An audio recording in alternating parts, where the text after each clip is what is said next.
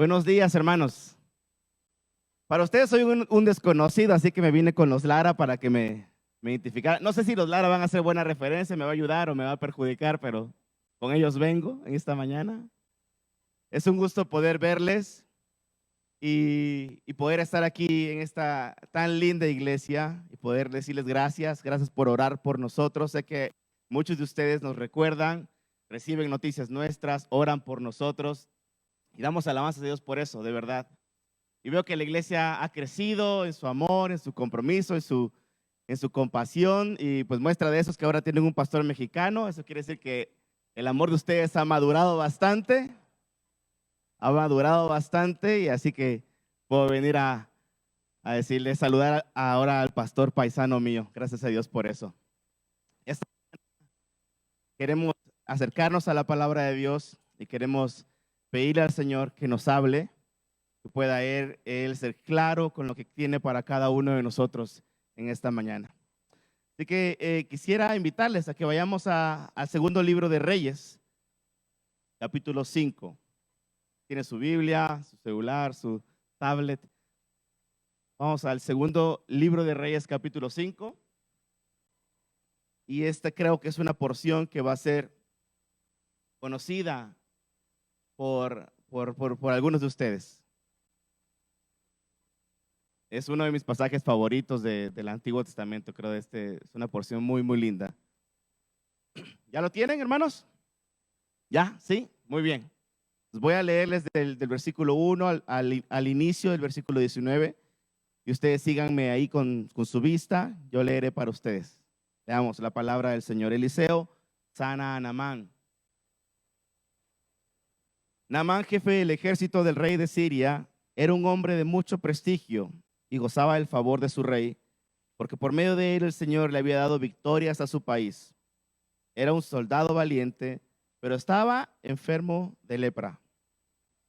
En cierta ocasión, los sirios que habían salido a merodear capturaron a una muchacha israelita y le hicieron criada de la esposa de Naamán. Un día la muchacha le dijo a su ama: ojalá el amo fuera a ver al profeta que hay en Samaria, porque él lo sanaría de su lepra.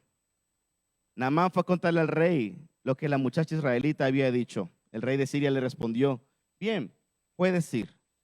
Yo le mandaré una carta al rey de Israel. Y así Naamán se fue, llevando 30,000 monedas de plata, 6,000 monedas de oro y 10 mudas de ropa. La carta que le llevó al rey de Israel decía: cuando te llegue esta carta, verás que el portador de Naamán, uno de mis oficiales, te lo envío para que lo sanes de su lepra. Al leer la carta, el rey de Israel se rasgó sus vestiduras y exclamó: ¿y acaso soy Dios, capaz de dar vida o muerte, para que este tipo me pida sanar a un leproso? Fíjense bien que me están buscando pleito. Cuando Eliseo, hombre de Dios, se enteró de que el rey de Israel se había rasgado sus vestiduras, le envió este mensaje: ¿por qué está su majestad tan molesto? Mándeme usted a ese hombre para que sepa que hay profeta en Israel. Así que Naamán, con sus caballos y sus carros, fue a la casa de Eliseo y se detuvo ante la puerta. Entonces Eliseo envió un mensajero a que le dijera: ve y zambúllete 7 veces en el río Jordán. Así tu piel sanará y quedarás limpio. Naamán se enfureció y se fue quejándose: yo creí que el profeta saldría a recibirme personalmente para invocar el nombre del Señor su Dios, y que con un movimiento de la mano me sanaría de la lepra. ¿Acaso los ríos de Damasco, el Albana y el Farfar no son mejores que toda el agua de Israel? ¿Acaso no podría zambullirme en ellos y quedar limpio?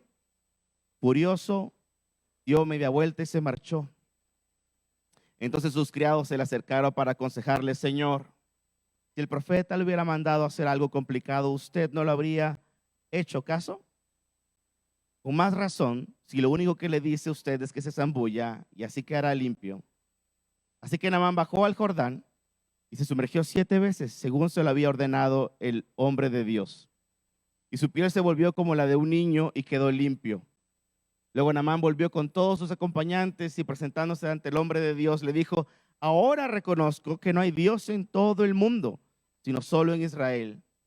Le ruego a usted aceptar un regalo de su servidor. Pero Eliseo respondió: tan cierto como que vive el Señor, a quien yo sirvo, que no voy a aceptar nada. Y por más que insistió Naamán, Eliseo no cedió. En ese caso persistió Naamán: permítame usted llevarme 2 cargas de esta tierra, y de aquí en adelante su servidor no va a ofrecerle holocaustos ni sacrificios a ningún otro Dios, sino solo al Señor. Y cuando mi señor el rey vaya a adorar en el templo de Rimón y se apoye en mi brazo, yo me vea obligado a inclinarme allí, desde ahora ruego al Señor que me perdone por inclinarme en ese templo. Puedes irte en paz, respondió Eliseo. Amén. Esta es la palabra del Señor. Hace exactamente 6 años, en el mes de agosto, llegamos a Escocia. Recibimos una carta que nos decía: hermanos, llevamos 13 años orando por obreros de jóvenes, por pastor para jóvenes. Nuestra escuela dominical desapareció hace muchos años, no tenemos niños en la escuela dominical. Nuestro ministerio con niños y jóvenes pues se ha reducido a 0. No sabemos cómo empezar a conectar con esta nueva generación. Y después de muchas conversaciones, intercambio de correos, decidimos irnos. Llegamos allá y bueno, no había escuela dominical. Pues bueno, hay que hacer crecer la escuela dominical. Así llegó Olivia y Sadoc, nuestros hijos. Así que ya vamos cumpliendo también ahí con la tarea. Ya están 2 niños y ya otros 2 niñitos que llegan a nuestra escuela dominical. Pero una de las cosas que a mí me pareció bien interesante es llegar al Reino Unido, y ustedes tal vez saben o conocen que al Reino Unido se maneja del lado contrario, el timón está del lado contrario y las calles van en el sentido opuesto pues al que uno está acostumbrado. Yo cuando llegaba me confundía, me sentaba en el lado del piloto y decía: no, yo no voy a manejar, le daba la vuelta al coche y me mareaba. Las primeras veces que salíamos a dar la vuelta yo me mareaba porque el carro daba vuelta al lugar opuesto a que mi cerebro me decía: no, es para allá, y salía un poco mareado del auto. Hasta ahora el pueblo en el que vivimos es un pueblo muy pequeño, es de 7,000 habitantes, y se recorre muy bien caminando. No hemos tenido necesidad, así que no tenemos auto. Pero hace unos meses, por fe, unos hermanos me dijeron de la iglesia: ¿sabes qué, Sadoc? Tienes que recibir clases de manejo. Yo digo: pero yo sé manejar, yo vengo de Guatemala. El que maneja en Guatemala maneja en cualquier parte del mundo. El que maneja en Guatemala puede en todos lados. Me dijeron: pero este es un examen que es uno de los exámenes más estrictos y más difíciles. Es la licencia, una de las licencias más difíciles de obtener. Y yo dije: ay, Señor, yo no soy tan pilas, pero vamos a echarle ganas. Y empecé mi curso con el instructor. El instructor llegaba por mí a la casa y me dijo: ¿tienes experiencia manejando? Sí, le digo: sí, he manejado.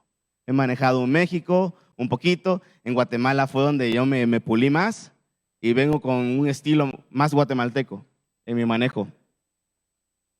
Y empezamos las clases y de inmediato a la primera vuelta me dijo él: bueno, ¿sabes qué, Sadoc? Cambiemos, maneja tú los siguientes kilómetros, vamos a dar una vuelta por el pueblo, de ahí vamos a salir a la carretera y yo te voy guiando cómo vamos. Me subí al auto, empecé a manejar y él empezó a detectar algunas cosas que yo hacía inconscientemente, algunos hábitos que ya uno por instinto ya los hace, que a veces son buenos, que a veces son malos, pero a uno se le quedaron grabados porque así aprendió uno. Y me decía él: Sadoc, veo que dejas tu mano apoyada en el cambio, o sea, aquí se me fue el nombre, mire, para que vea cómo aprendí. En la palanca. Dejas tu mano apoyada ahí, Sadoc, tienes que regresar tu mano al volante. Y yo le decía: bueno, es que así aprendí yo, es que con una mano y me manejo así mejor. Pero no, te regresa la mano al volante. Entonces, las 2 manos en el volante. Después de una semana de curso, él me dijo: ya vas mejorando algunas cosas, Sadoc, que tú traes en tu forma de manejar. Dijo: tienes que voltear muchas veces, tienes que ser mucho más precavido. Y las clases casi que constaban a mirar los espejos cada 2 minutos. El espejo de acá, el espejo de allá, el punto ciego. Espejo de acá, espejo de allá, punto ciego. Entonces, para donde quiera que yo iba a hacer, antes de hacer la maniobra, espejo de acá, espejo de allá, punto ciego, ya sea vas para atrás o de reversa te das, y si es necesario hasta bajarte del auto. Ok. Pero habían algunas cosas que ya muy por instinto, como así las había aprendido, así las realizaba. Y esta historia que acabamos de leer, este personaje de la Biblia es un hombre, Naamán, que por instinto, por su forma en la que él es, por la forma en la que él creció, por la forma en la que él entiende el mundo, cree que las cosas suceden como él lo entiende. Es un hombre que cree que el poder le pertenece a los poderosos. Es un hombre que entiende que la salvación le pertenece a los comandantes. Y así es como funciona la mente de Naamán. Y tal vez podemos empezar a estudiar un poquito más de Naamán. Naamán se encontraba en una zona privilegiada del mundo. La ubicación de la ciudad donde vivía Naamán era la capital probablemente del imperio más poderoso de la época. Y él no solamente contaba con un lugar privilegiado para vivir. No sé qué lugar sea el más bonito. Para mí, yo diría, bueno, Panajachel, tal vez hay una casa frente al lago, viéndose el volcán y este precioso lago. Ahí, imagínense, ahí estaba la casa de Naamán, en este hermoso país de la eterna primavera. Y Vivian decía hace un domingo, bueno, nos fuimos de la eterna primavera para irnos al eterno invierno allá a Escocia. Y decíamos, Señor, ¿qué nos mandaste a hacer acá? Y todos abrigados, y ahora el calor ahora sufrimos con el calor. Pero Naamán vivía en un lugar privilegiado, con la mejor ciudad, el mejor nivel. Ahí estaba la casa de Naamán. Imagínese usted en la mejor zona de la ciudad o en el mejor lugar del país para vivir. Ahí estaba Naamán. Pero no solamente vivía en un lugar y gozaba de un lugar privilegiado, sino también gozaba de una posición privilegiada. Era un hombre, usted y yo leemos el primer versículo, que gozaba del favor del rey, que tenía un gran prestigio. Y más adelante en la lectura podemos ver que tenía mucho dinero. Era un hombre que había alcanzado prestigio, poder, dinero, amigos importantes. Y si hasta ese momento de la historia le ponemos pausa, usted y yo podemos concluir que Naamán la logró. Este Naamán fue un pilas, o sea, la logró.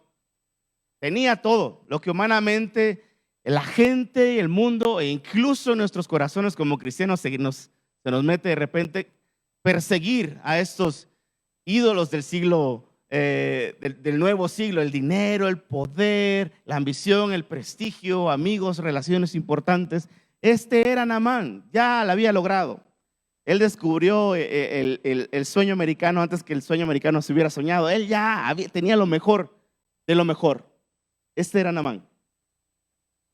Pero hay un gran pero en la historia, y el pero está de inmediato en el versículo 1. No sucede ni adelante, ni no nos dejan ver un poquito más de Naamán. No, dicen, este es Naamán, pero el Naamán tenía lepra. Naamán era un hombre con los días contados. La lepra de antes no era la que probablemente hoy conocemos o escuchamos. Era una lepra que desfiguraba, destruía el cuerpo.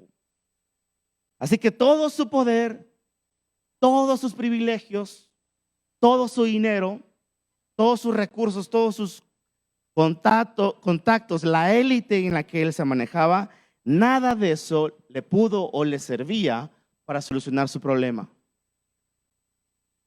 Nada de eso le servía. La lepra le estaba arruinando vivir la vida que cualquiera en su tiempo y que probablemente hasta el día de hoy quisiera tener. La lepra le estaba arruinando todo. Poseía todo, pero al mismo tiempo todo su camino dirigía a la muerte. No había esperanza más para Naamán.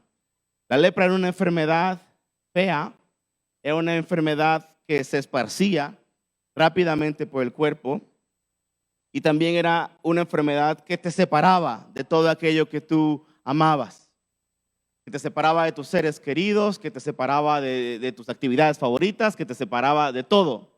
No podías simplemente eras un apartado.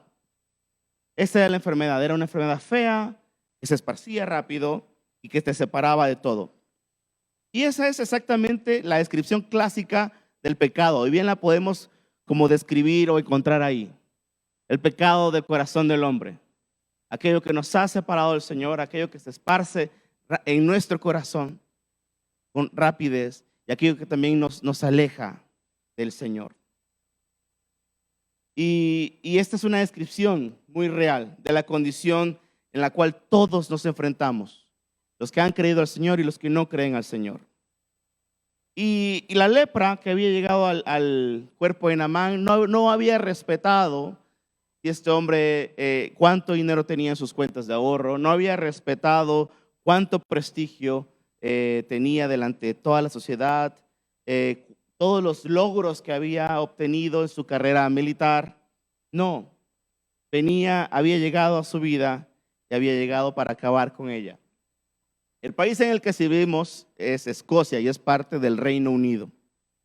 Y el Reino Unido goza de una posición delante de otros países, podríamos decir, muy privilegiada.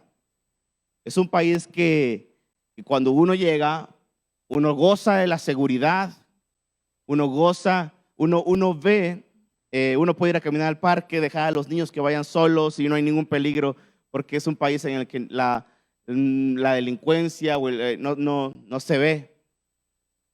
Es un país muy próspero, mucho trabajo, es un país con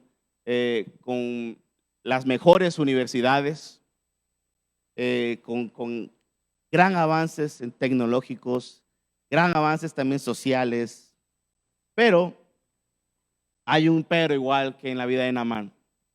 También Escocia es un país en el que camina con muy poca esperanza, porque tiene de todo, pero le hace falta lo más importante. Le hace falta descubrir el amor de Dios. Y es impresionante, yo creo que algunos de ustedes habrán leído la historia de las misiones, la historia del cristianismo, y podrán recordar que grandes misioneros, grandes nombres, grandes movimientos surgen y nacen de esta región del mundo, del Reino Unido, de Escocia. Llega el evangelio a nosotros por Norteamérica, por Latinoamérica, trayendo la traducción de la Biblia al español, etcétera, etcétera, etcétera. Grandes hombres de Dios salieron de este país. Y se le recordaba a este país en un momento de la historia, se le decía, el país, Escocia, es el país de un solo libro. Y lo decían con orgullo y lo decían con mucha satisfacción en sus corazones. Decían, Escocia es el país de un solo libro. Y este libro era la Biblia. La vida del escocés se normaba alrededor de todo de la Biblia. Pero hoy por hoy no hay zona en el mundo, no hay parte del mundo en donde el evangelio esté decayendo tan precipitadamente como lo está ocurriendo en esta región. Usted puede voltear a ver a todas las regiones del mundo y darse cuenta que en esta región de Europa el evangelio está decayendo muy, muy rápidamente. Hay lo que comentaba Vivian hoy, los templos se están cerrando. Domingo a domingo ya no hay pastor. Bueno, y dice el pastor, bueno, este es nuestro último servicio, vamos a tener que cerrar el templo, y se acabó. Yo me pongo a pensar y digo, wow, yo no recibí esta clase de SETECA de cómo cerrar el templo y ya nunca más volverla a abrir. Me faltó ese curso, no me lo enseñaron bien. Pero esa es la realidad de los pastores. Y uno encuentra esta desesperanza o este caminar con ver al futuro con muy poca esperanza, incluso entre cristianos. Nos toca parte de nuestro ministerio, yo lo creo, que parte de nuestro ministerio es animar a los creyentes y animar a los pastores que están sirviendo fielmente en Escocia. Uno se sienta con esos pastores y ellos dicen, no sé qué va a pasar con la iglesia en 1 año, 2 años, ¿qué va a pasar? No lo sé. Y ven al futuro con tristeza, con poca esperanza. Y tal vez parte de lo que nosotros nos ha llamado Dios a hacer es es animar, es alentar, es traerlos de regreso al centro en donde deben estar parados, donde debemos estar nuestra fe cimentada. Es decir, miren, regresan acá, la iglesia no es tuya ni es nuestra, es del Señor. El reino de Dios sigue avanzando. La misión de Dios no se detiene. Se detuvieron las misiones, ¿verdad? La pandemia nos enseñó muy bien qué gran prueba, qué gran enseñanza. Pero la misión de Dios no se detuvo. La misión de Dios no se ve alterada por pandemia, por ciclones, por inundaciones, por guerras. La misión de Dios sigue avanzando. Yo cuando veo a Naamán, a este Naamán, su descripción, su posición en la que él estaba, su realidad, a mí me recuerda al país en el que sirvo. Un país que tiene de todo, pero que también no ha descubierto la vida y que no ha gozado de la vida eterna ahorita. Y la primera, una de las cosas que nos choqueó muchísimo nuestro corazón cuando llegamos a Escocia y la iglesia nos decía: vengan, estamos orando, necesitamos obreros para jóvenes, necesitamos obreros con niños.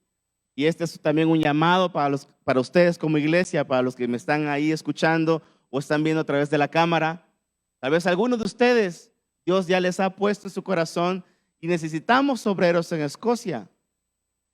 Necesitamos gente, familia, jóvenes, solteros, que vayan a servir a Escocia. Cuando nos presentaban la iglesia y en un estudio que hacíamos juntos de la zona y del país, llegábamos a la conclusión que la causa número 1 de muerte entre niños escoceses y entre adolescentes de 10 a 17 años es el suicidio. Esa es la causa número 1 de muerte entre los niños escoceses. No están sufriendo de hambre como en otras regiones del mundo, pero sí están sufriendo de una vida nueva. Están necesitando de una vida real en sus corazones. No han descubierto la satisfacción y el gozo, el amor que solamente el Señor puede dar.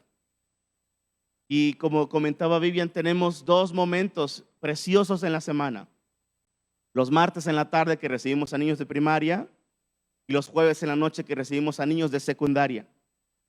Y es un grupo de 13 a 14 chicos que nos dan 1 hora de su semana, y en esa hora llegamos, conversamos, compartimos, pero uno puede ver, uno puede sentir la carga en sus corazones de estos chicos viniendo de hogares en donde se sufre de adicciones, de violencia, separación, y es bien difícil, es triste ver a este pueblo, a estos niños caminar sin rumbo, sin dirección. Y muchas veces el exclamo humano nuestro ha sido como el del rey de Israel, de este pasaje bíblico. Ustedes ven a Naamán acostumbrado a hacer las cosas como él se maneja en esta élite muy alta, y agarra, al enterarse de que hay un profeta en Israel, él lo que hace es recurrir a su rey. El rey de inmediato dijo: bueno, si hay alguien que me pueda sanar, tiene que ser a niveles muy altos, entre reyes. El poder proviene de los poderosos. Ese es el concepto de Naamán. Y Naamán dirige a su rey y el rey le dice: claro, te voy a hacer una carta y te vas con el rey de Siria. Llega Naamán no solamente con la carta, sino con un carruaje y unos caballos y una comisión ahí siguiéndole, lleno de oro, lleno de plata, lleno de telas preciosas.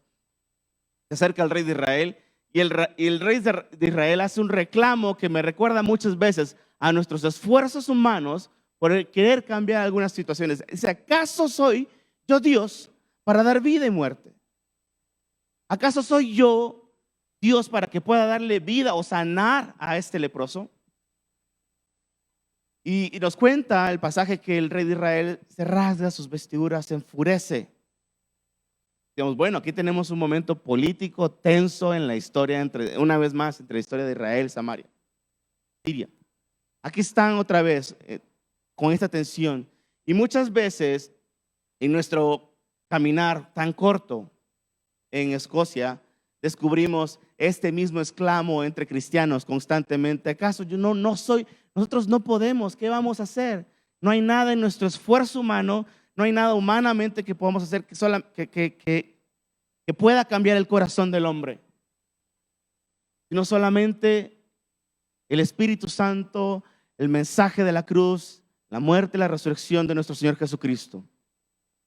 Y este exclamo es el exclamo de la imposibilidad. Yo no puedo. Y hay un profeta que escucha el exclamo del rey y le dice: manda a Naamán hacia mí. Llega Naamán nuevamente con todo su oro, con toda la plata, y se presenta a la casa de Eliseo. Y Eliseo manda un mensajero, y las cosas no estaban sucediendo como Naamán creía que iban a suceder. Y el mensajero llega y le dice: bueno, tienes que irte al río Jordán, meterte 7 veces y tu piel será sana, tú serás limpio. Pero a Naamán no le gusta esa respuesta, a Naamán no le gusta esa forma de responder. Naamán venía preparado para pagar por un milagro, para pagar por su sanidad. Él venía listo para decir: cuánto hay que dar y tú quiero que me sanes.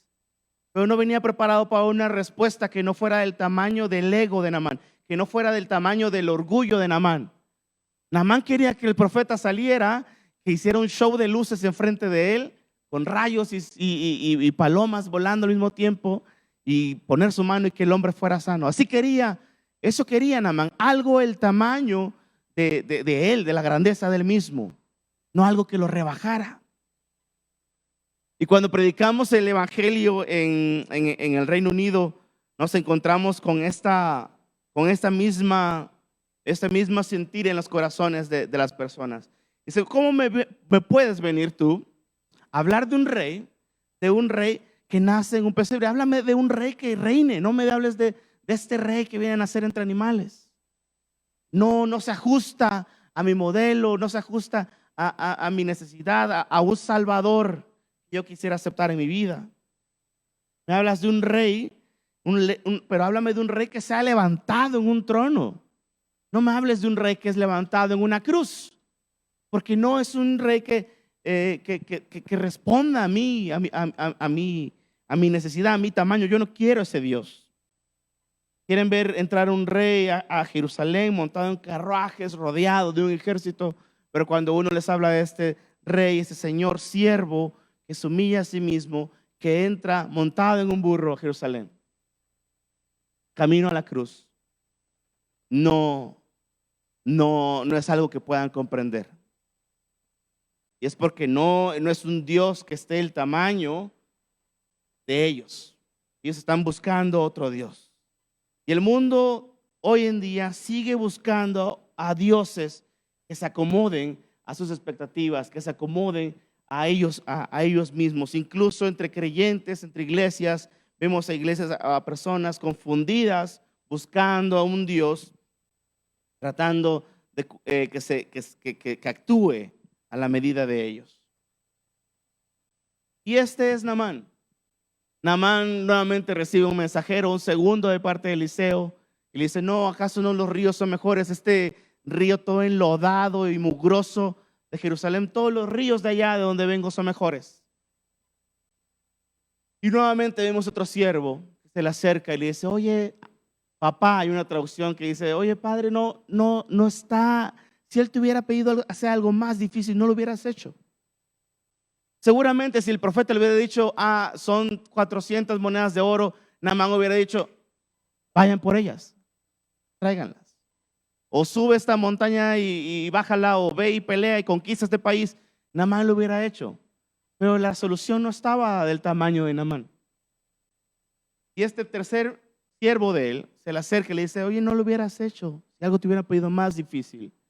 Y Naamán entra en sí, probablemente por unos segundos, y se va al río Jordán, y mientras él sumergía su cuerpo, el Señor estaba quebrantando su corazón.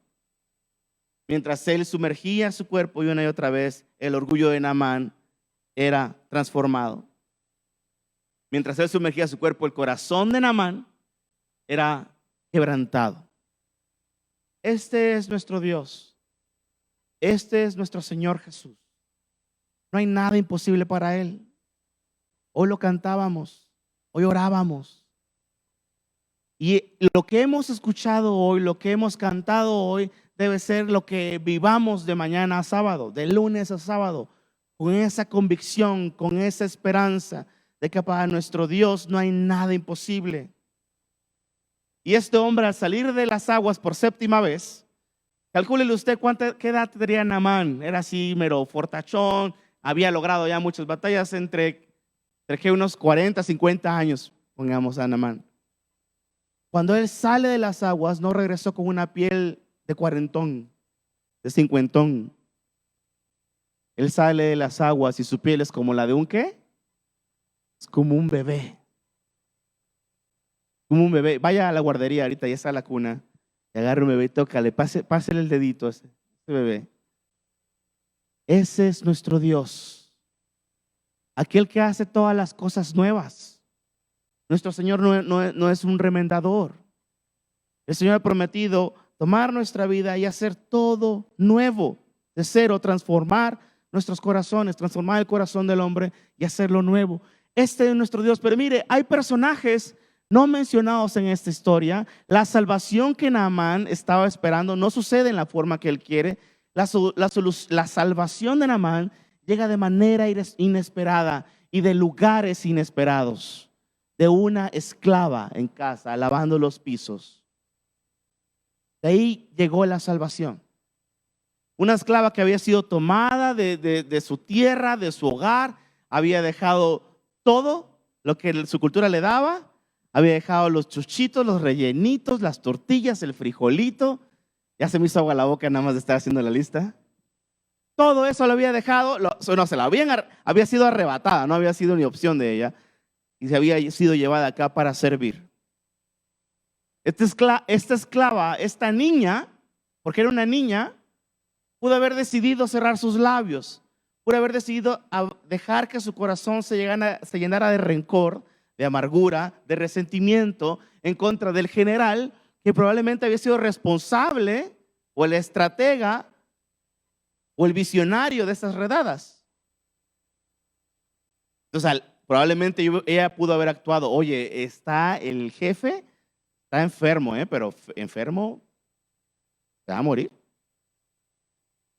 Imagínense que le hubiera dado rencor a la chica, y pues que se muera, está bien mal lo que ha sido. Pudo haber actuado de otra forma, pero no dejó que su propia circunstancia le estorbara o le detuviera de abrir sus labios. Ella conocía de un Dios, y conocía de un Dios que era capaz de resolver ese problema. Conocía de un Dios que era capaz de traer esperanza en la situación y en la realidad más oscura que pueda atravesar cualquier persona. Si había mantenido su fe firme todo ese tiempo, sirviendo como esclava en otro país, ella sabía que el Dios de Israel era suficiente para cualquier situación. Abre sus labios y de sus labios no sale rencor, no sale resentimiento, sale compasión, salen palabras de esperanza, salen palabras de amor. Entonces, si mi amo fuera con el rey de Israel, con el profeta que hay en Israel. Y vemos a estos personajes pequeños en la historia. Vemos al otro siervo de Eliseo, otro mensajero. No le gusta a Naamán este mensajero. Lo vemos a uno de los criados más: Naamán, haz caso. Miren, estos pequeñitos, de esos lugares, de estas personas, es como la salvación llega a ocurrir en la vida de Naamán. Y este es claro el mensaje del evangelio. El mensaje de la cruz es un mensaje que choca a todo el mundo. Es un mensaje que ustedes: ¿cómo me vas a decir a mí que de la cruz ahí está el rey, el salvador de este mundo? ¿Cómo me vas a mí a predicar que de un pesebre medio entre animales nació el Dios, el Hijo de Dios, el salvador de este mundo? Ese es nuestro Dios, es el mensaje de la cruz. Y usted y yo como iglesia somos llamados a ser testigos, como lo fue esta chica, en un país extranjero, lejos de su cultura, lejos de su país y sus costumbres. Ella jamás olvidó que su Dios era un Dios todopoderoso, que su Dios era capaz de cambiar y de transformar el corazón y la realidad más cruel y dura. Y eso somos nosotros llamados. Ojalá nos podamos ver, nosotros, usted y yo, en los pies de esta chica, en los labios llenos de compasión y llenos de esperanza, en los brazos llenos abiertos para amar, para servir, en sus pasos caminando, dirigiendo a otros hacia Cristo. Usted y yo somos llamados a hacer esta iglesia que lleva la esperanza, que lleva el amor de Dios a todo el mundo, incluso a lugares difíciles, en sociedades que tienen corazones duros. Usted y yo estamos llamados a ir ahí y predicar que hay un Dios que vive, que es real. Y me encanta el final de la historia de Naamán. Naamán en su emoción y Naamán en su poco de ignorancia, ahí recién convertido con el Señor en su corazón, dice: profeta, déjame llevarme aunque sea unos costales de tierra, porque yo quiero arrodillarme en Israel. Cuando yo esté allá en Samaria, quiero sentir que estoy arrodillándome delante del Dios de Israel, y que él creía en su mente que había una conexión. Y el Señor te dice: claro, llévate la tierra que tú quieras, llévate todas las costales que tú quieras. Pero este es el Dios que transformó el corazón de Naamán. Nuestro Dios que es capaz de transformar sociedades completas. Nuestro Dios que puede renovar y sanar familias destruidas, de niños, de niñas, de adolescentes escoceses, guatemaltecos, españoles, iraquíes, de todas partes del mundo. Este es nuestro Señor. Y con esa esperanza, usted y yo somos llamados a caminar. Que no se pierda la esperanza de nuestro corazón. Cada vez que caminemos como iglesia, veamos con esperanza. La iglesia es del Señor, la misión es de nuestro Señor, y usted y yo somos los siervos, así como esa niña sirviendo. Y en el momento apropiado, Dios le va a dar a usted la oportunidad de hablar. Hable, como lo hizo esta chica. Comparta de su Dios. De lugares pequeños proviene la salvación del Señor. Al terminar el día, pregúntese: ¿en dónde hoy estuve viendo a Dios? ¿En dónde vi a Dios en este día? Y segundo, pregúntese: ¿en dónde yo me perdí de ver a Dios? Porque también a veces la mentalidad de Naamán nos puede confundir, de creer que Dios está en los lugares, personas de poder, que de ahí viene. ¿En dónde hemos visto a Dios? Y que Dios pueda ser visto a través de ustedes. Que Dios pueda ser visto a través de cada uno de ustedes durante toda la semana, en sus familias, en sus negocios, en sus hogares de trabajo, en sus hogares, sobre todo en sus familias. Oremos al Señor. Señor, te damos gracias en esta mañana por tu palabra, y te pedimos que nos ayudes a ser siervos fieles a ti, que podamos dar testimonio de tu poder, que podamos dar testimonio de tu grandeza, de tu amor, de tu compasión. Señor, aquí estamos como un grupo de hijos, de hijas tuyos, pidiéndote que nos des la oportunidad de servirte, de traer esperanza en medio de situaciones difíciles y complicadas. Yo te doy gracias, Padre, por esta iglesia que ha decidido ser fiel a ti e impactar no solamente a su comunidad, sino también a otras partes del mundo. Sigue llevando a la iglesia a lugares donde tú estás trabajando. Permítenos ser tus siervos y trabajar en tu reino, Señor. En el nombre de Jesús te lo pedimos. Amén.